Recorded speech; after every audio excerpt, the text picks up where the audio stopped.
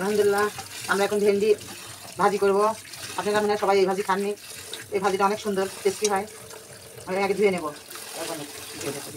ভেন্ডি আমরা যে এভাবে কেটে নেব। আপনারা বাসায় এভাবে ট্রাই করে দেখেন কেমন সুন্দর হয়। আমরা এভাবে সব ভেন্ডিগুলো কেটে নেব। আপনারা দেখতে পাচ্ছেন যে এভাবে কেটে নেব।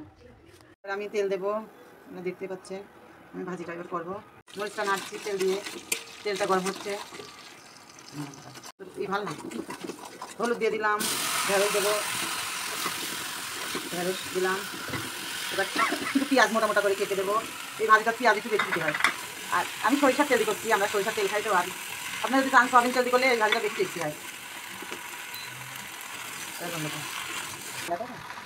পুরা ভাইয়ারা আমরা ভাজিটা করছি, এর ভিতরে আমি তেমন কিছু দিই, শুধু কাঁচা ঝাল আর পেঁয়াজ দিচ্ছি আর ভেন্ডি ভাজি করছি। অনেক লোভনীয়, অনেক সুন্দর হয়েছে ভাজিটা। আপনারা একবার ট্রাই করে দেখবেন বাসায়। অনেক সুন্দর, অনেক লোভনীয়, এত মজাদার ভাজি। আমি বারবার বলছি পেঁয়াজটা একটু বেশি দেবেন। আমি তবে অত পেঁয়াজ বেশি খাই না, আমি খুবই কম মশলা খাই। বাসায় ট্রাই করবেন। আল্লাহ হাফেজ।